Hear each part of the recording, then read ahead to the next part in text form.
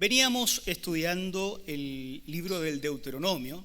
Hoy corresponde que nos detengamos en el capítulo 9. El segmento que ha servido de base a la reflexión es el capítulo 9, desde el versículo 1 al 21.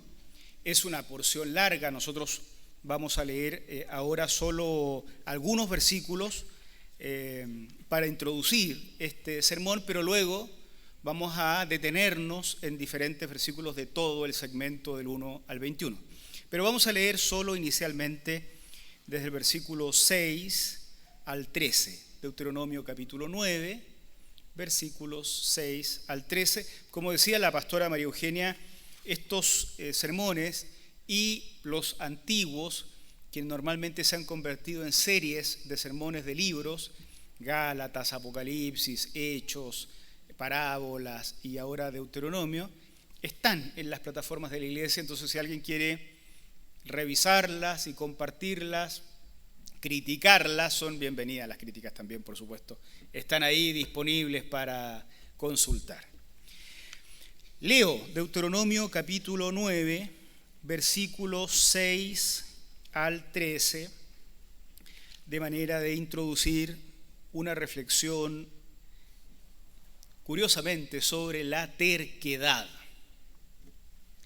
Deuteronomio 9, entonces, versículos 6 al 13.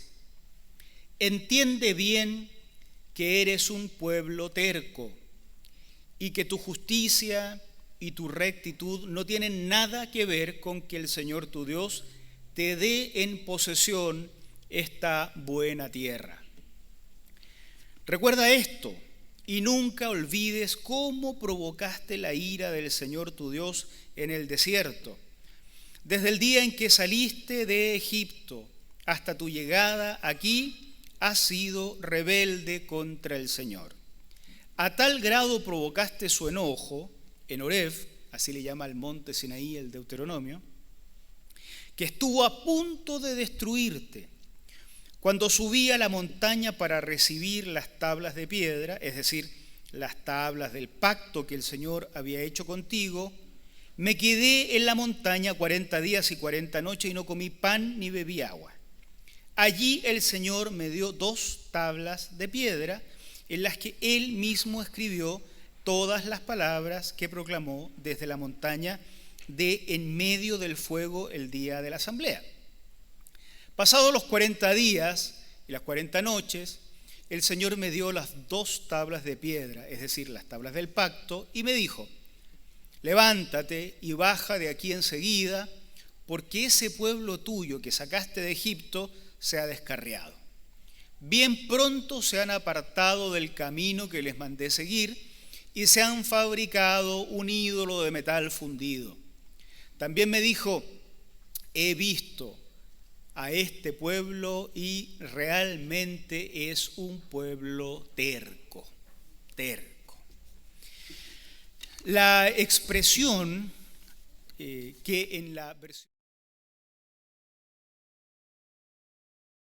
en otras versiones, como la conocida Reina Valera de 1960, dice duro de cerviz, un pueblo al que no se le puede poner un yugo como los bueyes y hacerlos trabajar. Las expresiones son muy campesinas y agrarias en la Biblia, porque la cultura es así, ¿no? A uno le costaría imaginar que a uno le pongan un yugo en la cabeza y funcione de esa manera. Pero la imagen es la de un buey o la de una yunta de bueyes a la que se les quiere sacar algún tipo de provecho. Son duros de servicio, no soportan que alguien los conduzca, que alguien los guíe. Y una buena traducción es esta de la terquedad. Es un pueblo terco.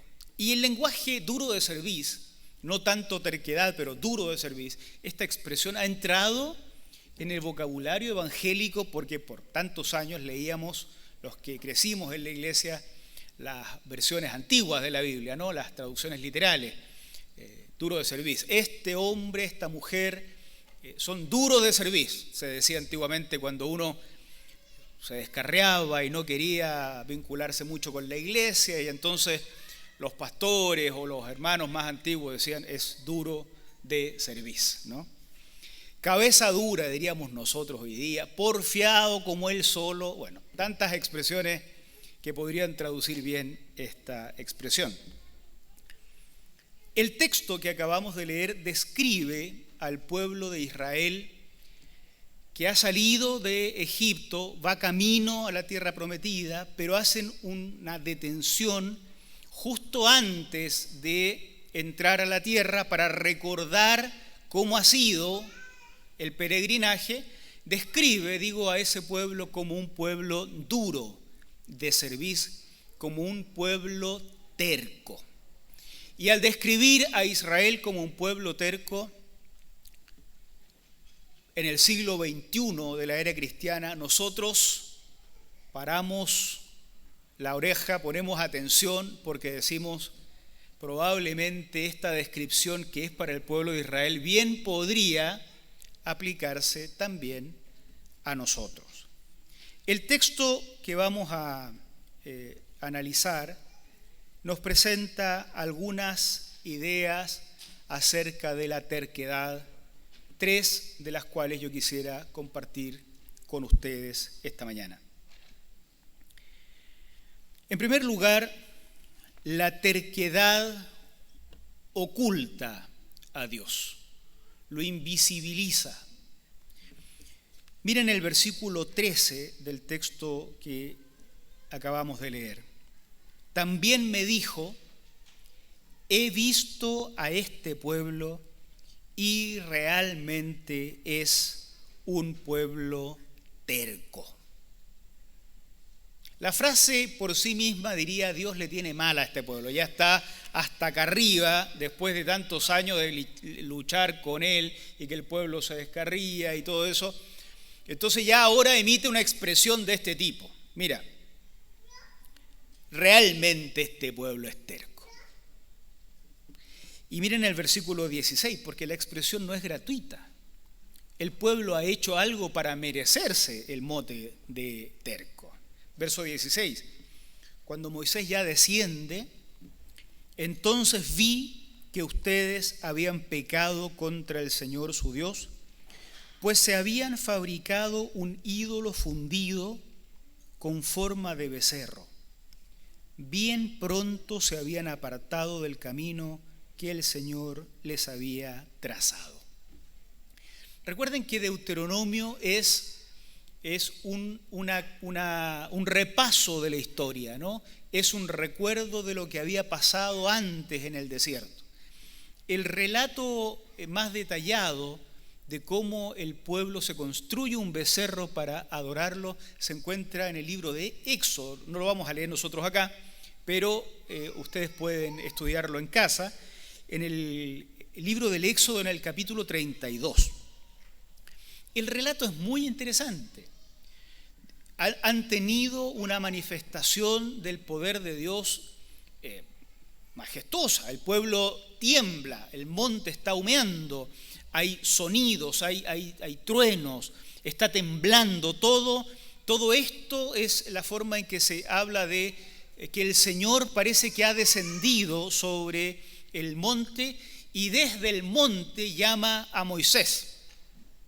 En el relato el pueblo es convocado, pero el pueblo dice, oye, no, si vamos todos vamos a morir porque él es demasiado santo, ve tú solo, ¿no? Esta cosa, un paso atrás todos los que no quieren morir y dejan solo adelante al pobre Moisés. Y Moisés va entonces en representación del pueblo a la presencia de Dios, quien tiene una revelación, una palabra, una serie de normas para comunicar. Pero resulta que Moisés se demora. El texto habla de 40 días y 40 noches. Nosotros recordábamos que los números tienen un valor simbólico. 40 es como la forma de decir el tiempo completo. estuvo en el monte todo el tiempo necesario, claramente fue un tiempo largo, y el pueblo que se quedó en las faldas del monte, que había visto actuar a Dios, que había sido librado por Dios de tanto peligro en el desierto.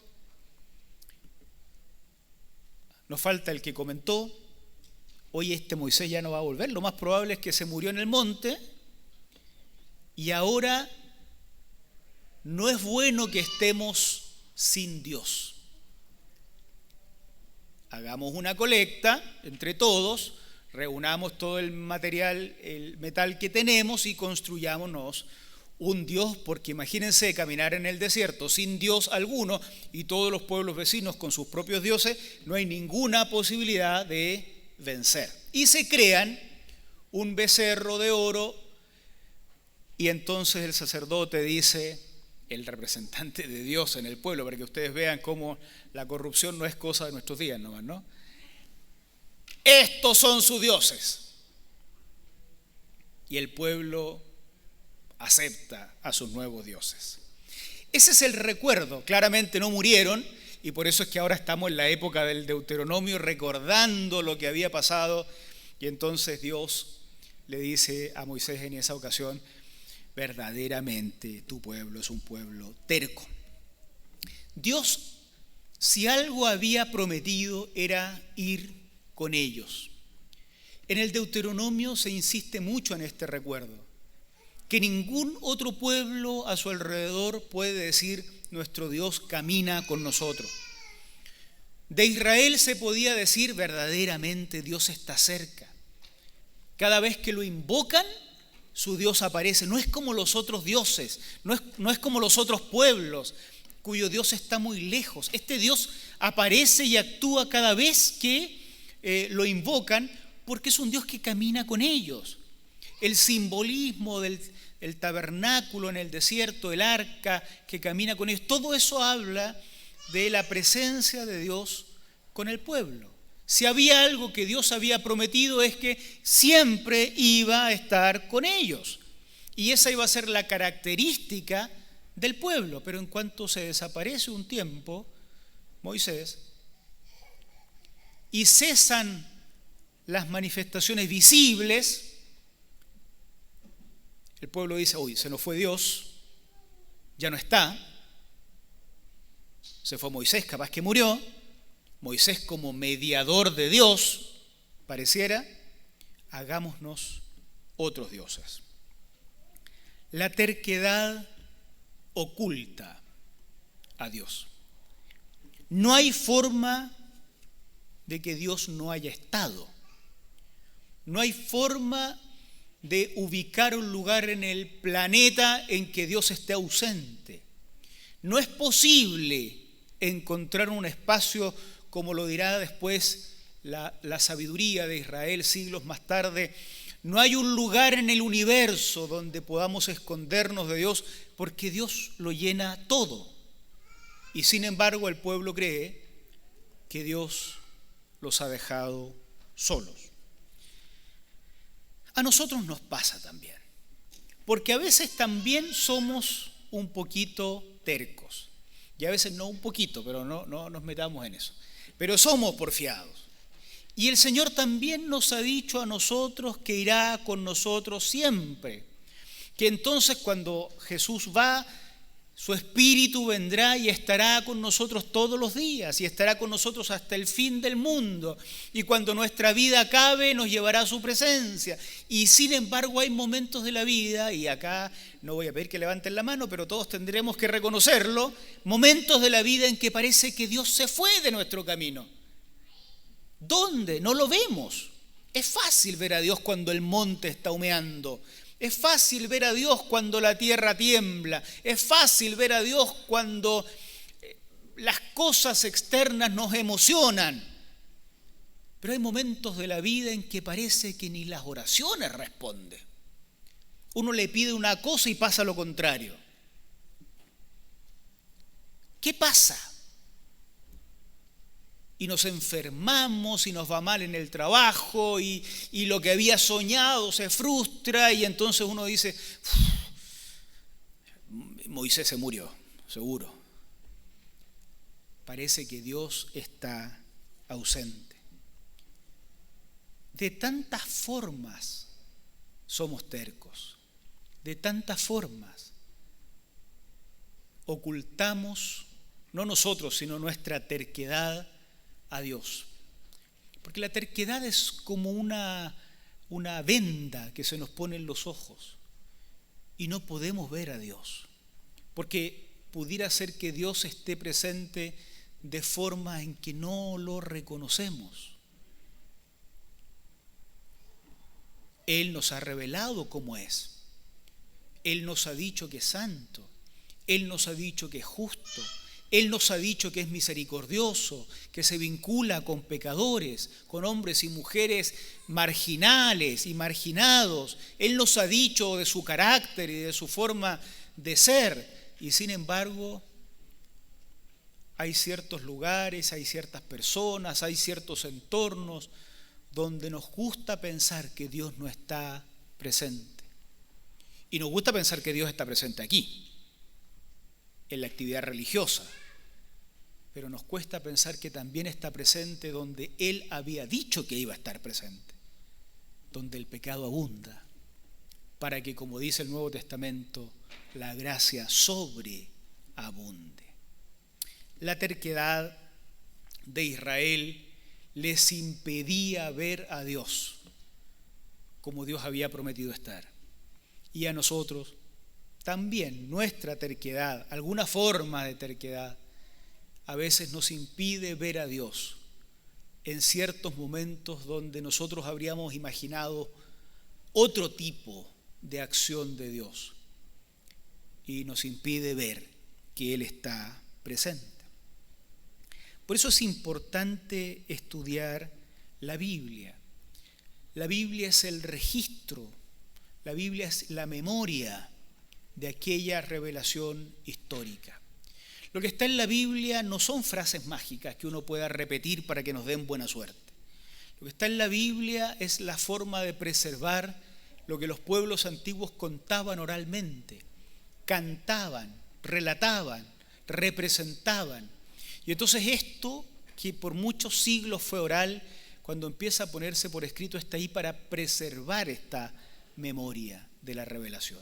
Por lo tanto, quien estudia la Biblia va conociendo a Dios y se va a dar cuenta que está presente en aquellos lugares donde no lo habíamos imaginado, porque no sabíamos que en la Biblia hay memoria de su presencia en esos términos.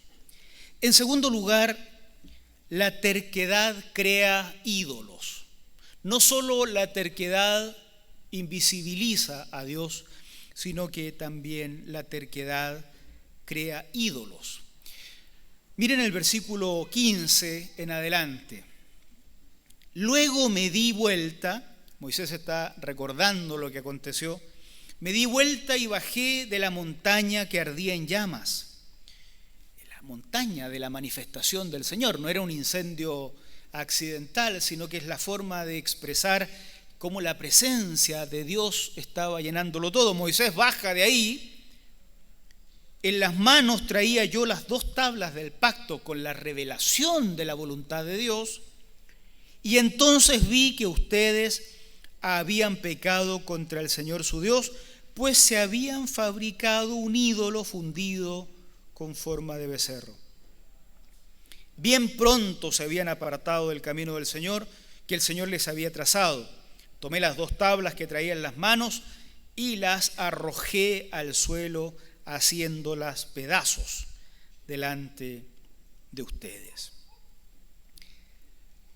Ese dicho que dice a rey muerto, rey puesto, lo aplicaron literalmente a Dios. A Dios ausente, Dios presente, y crearon su propio Dios. Crearon su propio Dios. Esta aparente ausencia, este olvido de lo que Dios había prometido respecto de su presencia, los lleva a crear un propio Dios. No es cierto que los seres humanos puedan vivir sin Dios.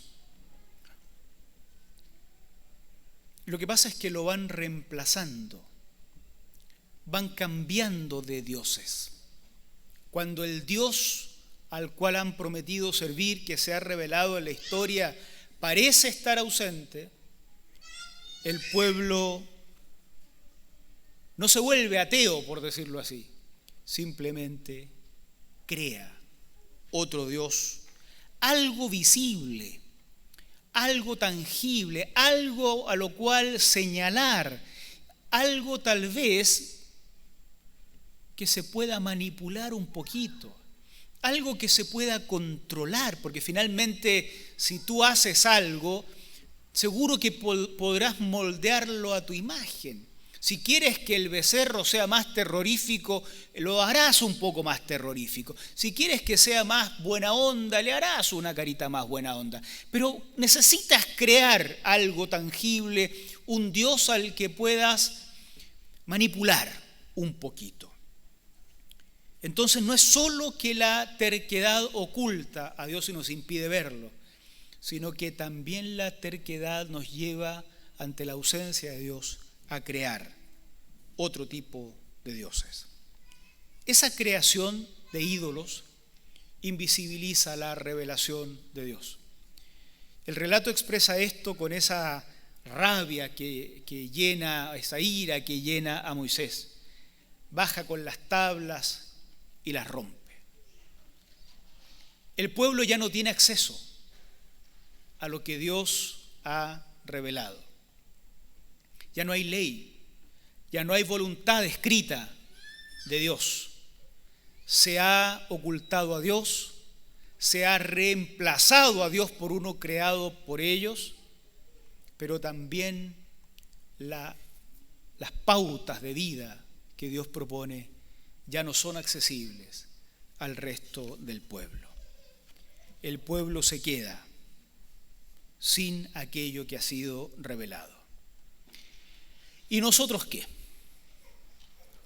Cuando no es Dios el que rige nuestra vida, cuando el Dios que se ha revelado en la historia, cuya memoria conserva los libros de la Biblia, no aparece en la forma en que nosotros queremos que aparezca, nos creamos otros dioses. No serán becerros de oro, no serán imágenes monstruosas que ponemos en un templo o en un gran altar, pero creamos nuestros propios dioses. Las formas de tener seguridad, las formas de caminar y avanzar hacia adelante, lo hemos dicho tantas veces porque el Deuteronomio nos ha llevado a este tipo de reflexiones. Lo que reemplaza a Dios, nuestros apellidos, nuestro dinero, nuestra salud, nuestras profesiones, nuestros grandes proyectos exitosos, una linda religión, muy bonita. Todo reemplazando al Dios que ha dicho en la historia cómo se iba a revelar. Un Dios que cuando decide un día revelarse de la forma más perfecta en la historia, se convierte en un ser humano y camina por las polvorientas calles de la Judea romana, frágil, tan frágil que cuando el resto de los religiosos especialistas de la época lo miraron, no pudieron reconocer que era Dios el que caminaba con ellos. Ni siquiera sus discípulos lo reconocieron porque cuando caminó sobre el mar pensaron que era un fantasma, ¿se acuerdan? Y los que caminaban a Emaús tampoco lo reconocieron. Y otros tantos que hablaron con él no lo reconocieron, porque el Dios que se revela no se revela en la forma de los dioses que creamos nosotros. No se nos hubiera ocurrido a nosotros crear a Jesús. Tan frágil. Un campesino. Jesús viene de la provincia, de Galilea. es un carpintero, viene de un lugar que no es la gran capital.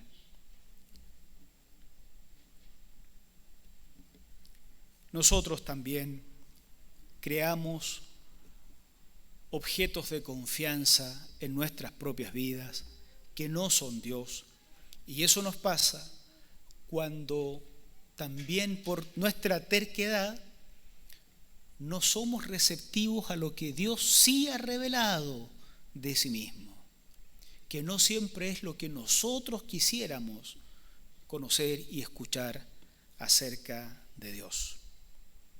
La terquedad de Israel y también la nuestra oculta a Dios, pero también nos hace crear a nuestros propios dioses. En tercer lugar, finalmente, la terquedad solo es superada por la misericordia de Dios. Miren el versículo 19 al 21. Moisés hablando: tuve verdadero miedo del enojo y de la ira de Dios, pues a tal grado se indignó contra ustedes que quiso destruirlos. Sin embargo, el Señor me escuchó una vez más. Asimismo, tan enojado estaba el Señor contra Aarón que quería destruirlo. Aarón era el hermano de Moisés, que había llegado a ser un sacerdote importante. Y también en esa ocasión intercedí por él. Luego agarré el becerro que ustedes fabricaron, ese ídolo que los hizo pecar, y lo quemé en el fuego, lo desmenucé, lo reduje a polvo fino y arrojé el polvo al arroyo que baja de la montaña. La ira de Dios se enciende. Pero miren ustedes por qué se enoja tanto Dios. Estos relatos están ahí no para decirnos que Dios es enojón, ¿no? Están ahí para mostrarnos el carácter de Dios. ¿Qué cosas molestan a Dios?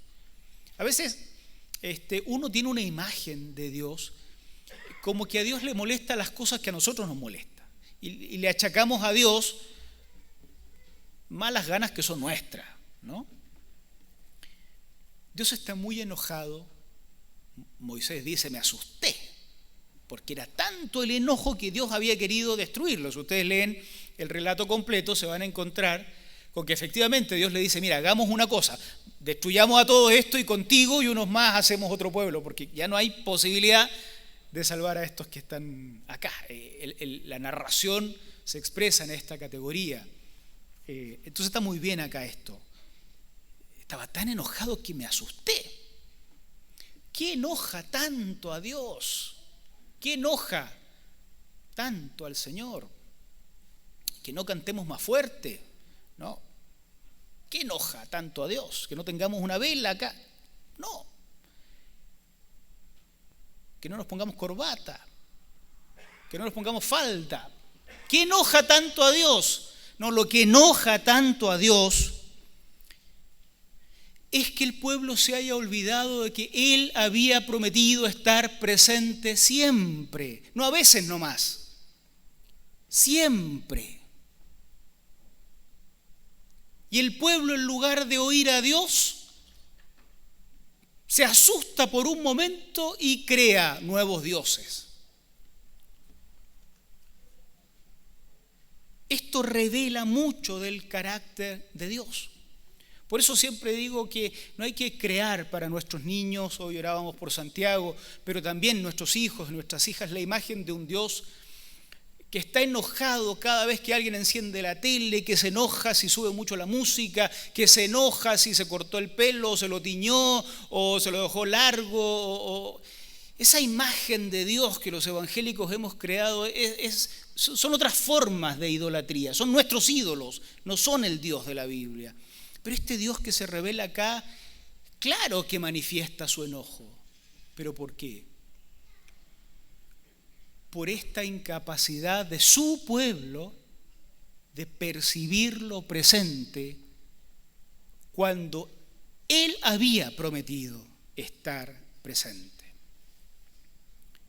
Cuando parece que el destino de Israel está sellado, Moisés intercede.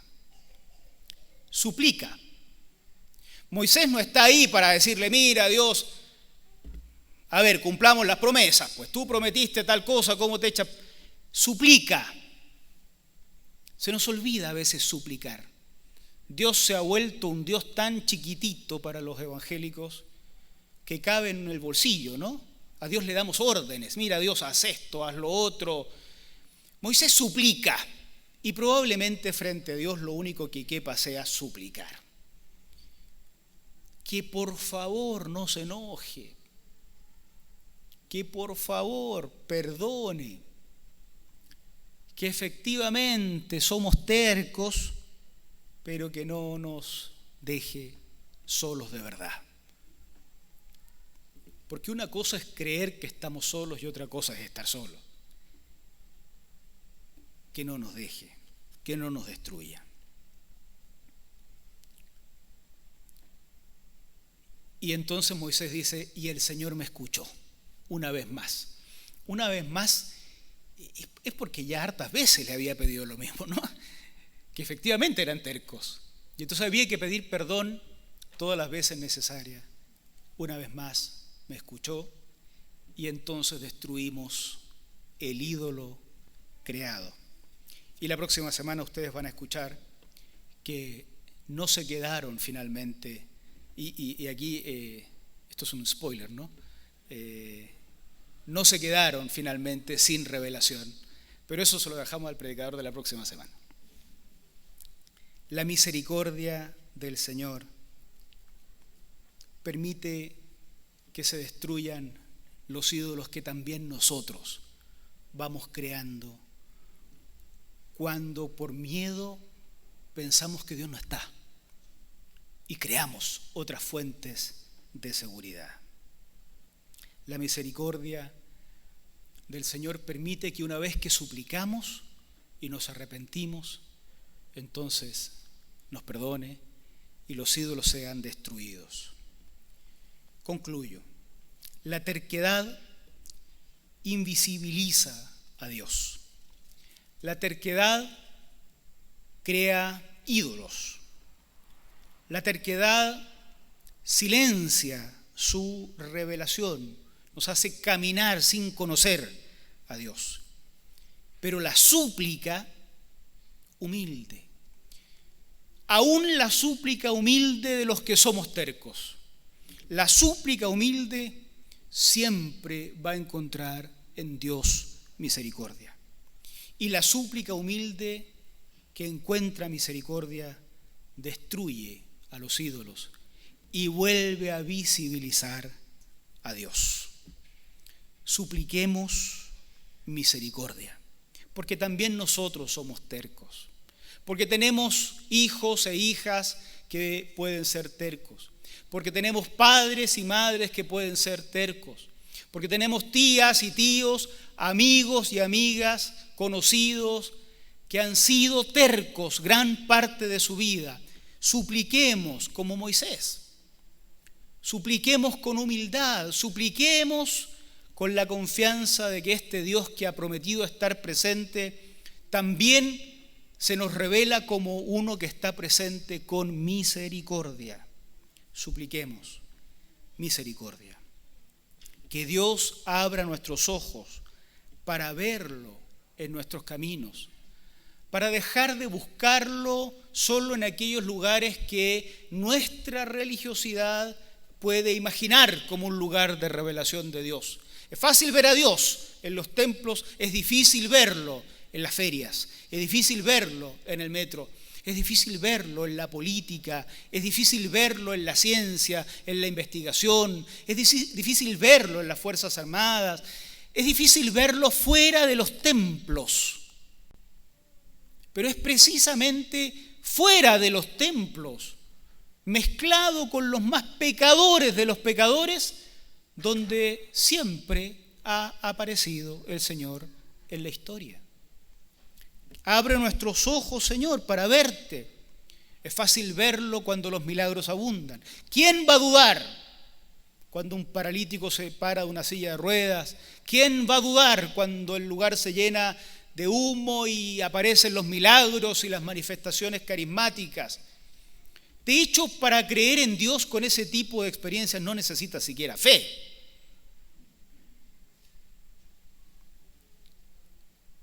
Pero Él ha prometido estar cada día también cuando enfermamos, cuando estamos en pobreza, cuando fracasamos, cuando somos humillados, cuando parece que estamos solos. No estamos solos.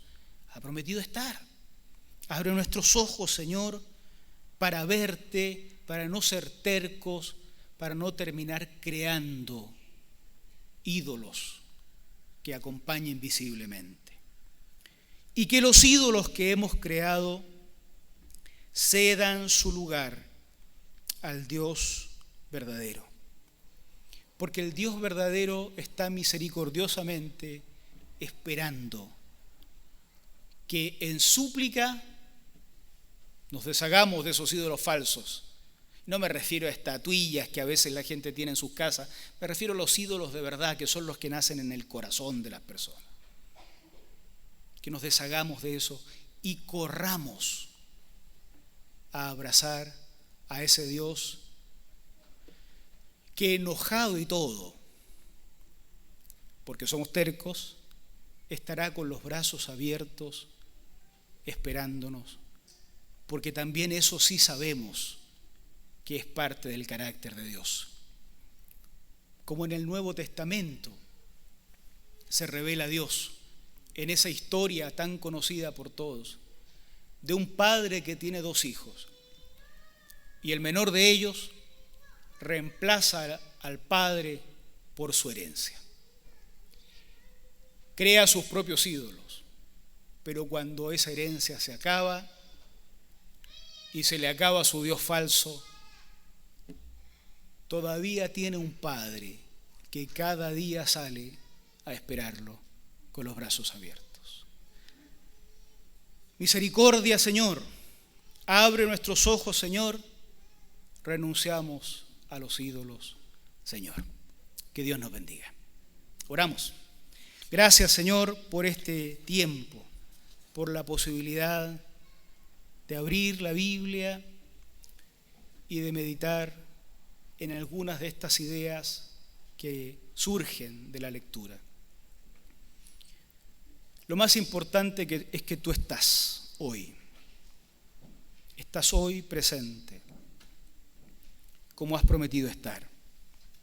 Pero a nosotros también nos pasa que a veces no te vemos, y a nosotros también nos pasa que a veces, y sin quererlo tal vez, creamos otros elementos de confianza sobre los cuales nuestra propia soberbia se incrementa.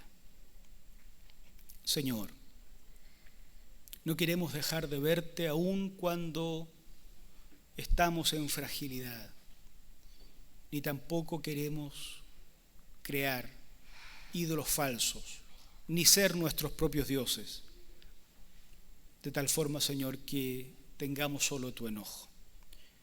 Por el contrario, hoy queremos suplicar que nos perdones, que nos recibas en tu seno, que nos recibas en tu abrazo, que nos ayudes a construir, Señor, una confianza mucho más conocedora de tu presencia, que abra nuestros ojos para verte cada día.